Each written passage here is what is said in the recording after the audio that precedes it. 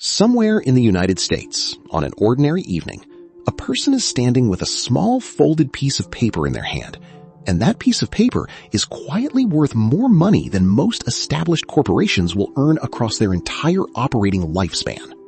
Nobody around them knows it. They do not know it themselves yet.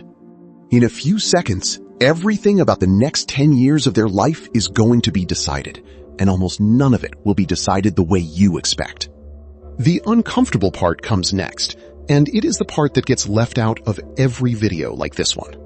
The standard version of this story is a list of the top 10 luxury items to buy, a montage of supercars pulling out of a gated driveway, a private jet, a mega mansion, an impulsive flight to somewhere tropical. That version is not just shallow, it is wrong. It fundamentally misrepresents how serious institutional wealth actually behaves and how it survives in the real world. Because $800 million does not change who a person is. It doesn't hand anyone new judgment, new discipline, or new instincts overnight. What determines the entire trajectory of that life is the set of decisions made in the first critical hours, then in the first weeks, and then across the years that follow. The money is not the variable. The decisions are. So what follows is not a fantasy. It is a 10-year simulation built on real tax brackets, actual mathematical deductions, strict asset protection protocols, and the exact guidance that tax attorneys, estate planners, and multifamily offices give when they are managing 9-figure estates. Person A is our winner. Let us walk the whole decade, step by step, and watch what the discipline actually costs. It starts on an ordinary Tuesday, after a routine stop at a local gas station. Person A pulls out the folded ticket and starts checking the numbers, not out of any genuine anticipation, but out of pure mechanical habit, the way you check a receipt you already assume is fine. The first number matches, then the second, then the fourth. Adrenaline floods in so hard that Person A's hands are shaking too violently to hold the smartphone steady. The screen confirms it. The advertised jackpot is $800 million. The first correct decision happens here, and it is not emotional, it is procedural.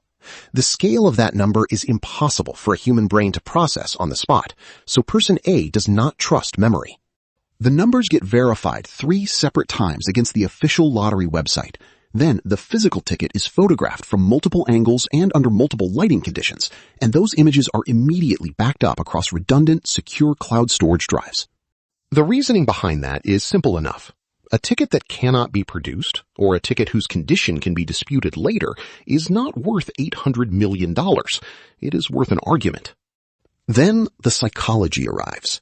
There is a documented phenomenon called sudden wealth syndrome, an acute mixture of euphoria, disequilibrium, and hypervigilance, and it hits that same night. Sleep becomes impossible.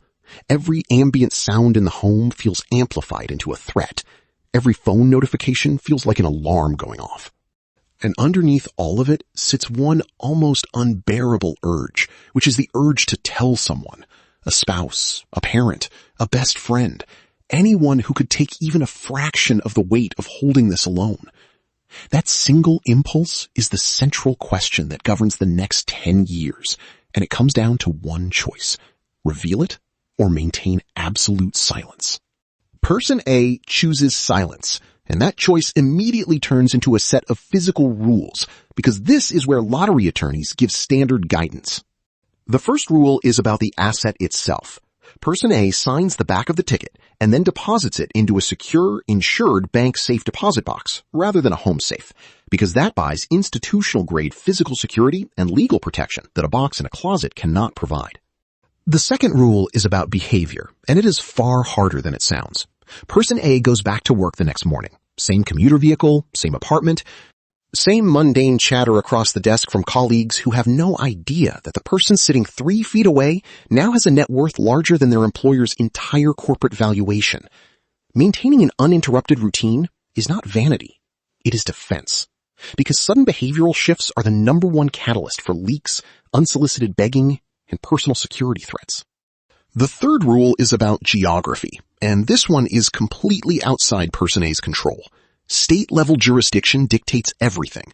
Some states allow winners to claim a jackpot anonymously, or through a structured legal entity that keeps a name off the paperwork. Other states legally mandate full public disclosure of the winner's name, city, and photograph. That single variable determines the entire legal roadmap that follows. In an anonymous state, the legal work is about building an entity that can stand in front of the winner. In a disclosure state, the same work is about preparing for the day the name goes public and stays public. Now comes the part that most people skip entirely, which is that Person A does not go anywhere near lottery officials yet.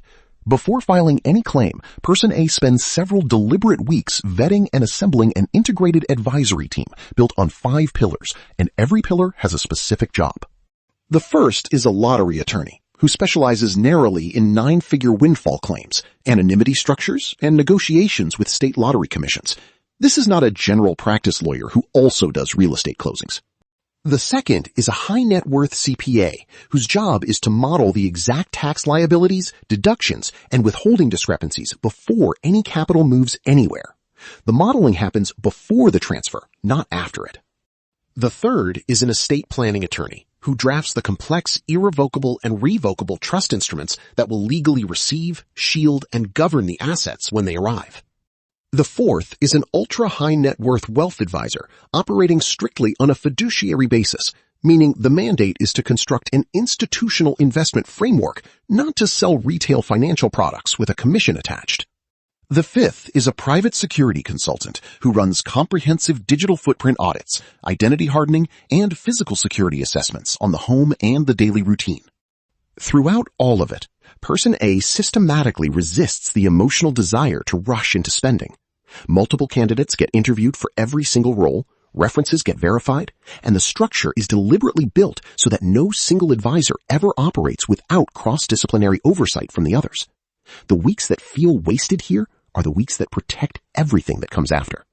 Then the claim gets filed, and the arithmetic arrives, and the arithmetic is brutal. That advertised $800 million is not a pile of cash sitting anywhere. It is an aggregate 30-year annuity figure. Person A elects the lump sum cash option instead, and that option pays out $400 million gross, which is the typical range of roughly 45 to 60% of the headline number. Then the tax layer hits in 2 stages. The lottery automatically withholds a mandatory 24% federal rate, which removes $96 million immediately at distribution. But that withholding is not the real bill, because a windfall like this is taxed at the highest individual federal bracket of 37%. So the remaining 13%, another $52 million, comes due during the following tax season, bringing federal taxes alone to roughly $148 million before state income taxes are even considered.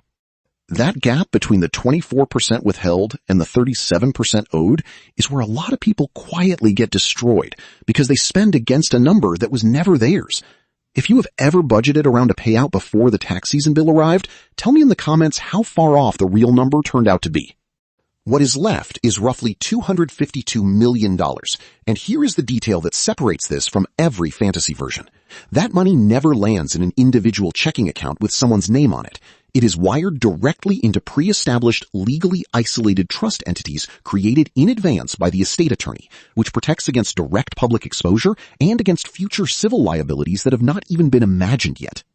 The next constraint is a calendar, not a purchase. Person A commits to a strict 100-day operational protocol and a 6-month purchase freeze, specifically to diffuse the psychological impulse to make the windfall feel real through immediate lavish spending. During the freeze, there is an absolute prohibition on luxury vehicles, high-end real estate, yachts, and any unvetted private assets. The freeze has nothing to do with affordability, because at this point, almost everything on that list is affordable. It exists to prove that a person can want something for 6 straight months and still not buy it. Meanwhile, the cash has to sit somewhere safe, and one bank is not safe. Standard bank deposit insurance covers only a small fraction of a 9-figure balance at any single institution, so the capital gets partitioned across a syndicated network of insured accounts and custodial repositories rather than concentrated in one place. Governance gets written down during this window too. Person A drafts a formal investment policy statement detailing long-term risk tolerances, liquidity needs, and benchmarks. At the same time, a strict personal budget is instituted purely to build emotional discipline, alongside a firm standing policy that rejects unsolicited pitches, loans to acquaintances, and informal family gifting before the estate structure is formally in place.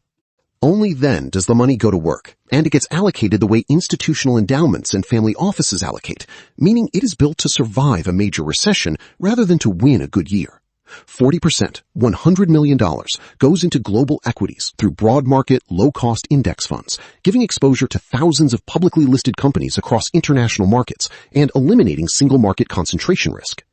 20%, $50 million, goes into fixed income and cash, meaning high-grade government bonds and liquid cash equivalents. That slice is the defensive buffer, and it exists so that day-to-day liquidity never depends on selling stocks during a prolonged downturn. 15%, $38 million, goes into real estate, split between stable commercial income properties and one modest, high-quality primary residence, purchased only after the mandatory cooling-off period has expired. Another 15%, $38 million, goes into private equity and direct business ownership, taking long-term equity stakes in private operating companies whose returns are not correlated with the public stock market. The final 10%, $26 million, becomes seed capital in a donor-advised fund so that tax-advantaged charitable giving can begin systematically instead of reactively. Nothing in that entire allocation is designed to be interesting, and that is precisely the design. None of that structure solves the human problem, though, and this is where extreme wealth introduces vulnerabilities that have nothing to do with money. Even guarded identities leak. Small lifestyle shifts, leaving a job, buying a comfortable car, generate localized curiosity, then rumors, and eventually those rumors connect back to the winning ticket. Then the outreach starts. Distant relatives surface. Long-lost acquaintances reappear. Predatory promoters begin pitching fraudulent or high-risk exclusive opportunities that always seem to require a fast decision. The legal exposure scales with the balance as well. High net worth significantly elevates the risk of identity fraud, opportunistic civil litigation, and physical safety concerns, which is why continuous credit monitoring, robust digital hygiene, and defensive legal structuring stop being optional and become maintenance. And the trust problem never fully closes. Person A has to constantly evaluate whether relationships are genuine or transactional, which is corrosive in a way no portfolio fixes. Secrecy does not eliminate any of this. What secrecy actually buys is time, the time required to build the defenses before the pressure arrives. A decade after the ticket was validated, the architecture shows what it was for. Starting from $252 million, absorbing a decade of disciplined living expenses and averaging a conservative 7% annual return, the total estate has grown to approximately $413 million. Person A still lives in an elegant, private, deliberately unostentatious home and still drives a reliable, forgettable vehicle, because avoiding public scrutiny is not modesty at this level. It is long-term personal safety. The structure has matured as well. It has become a formalized single-family office, running tax optimization, asset management, and accounting under one unified roof. Expanded generation-skipping trusts now move wealth to children and grandchildren with strict governance rules preventing premature access or squandering. The donor-advised fund has evolved into a structured private foundation doing targeted strategic philanthropy. The private equity positions have matured into dividend-paying operational assets. Which leaves one conclusion, and it is the least exciting sentence in this entire simulation. The survival and growth of massive wealth was never dictated by the size of the original fortune. It was dictated by disciplined, boring, calculated decisions, repeated consistently for 10 straight years by someone who kept driving the same car to the same office while the compounding did the loud part quietly.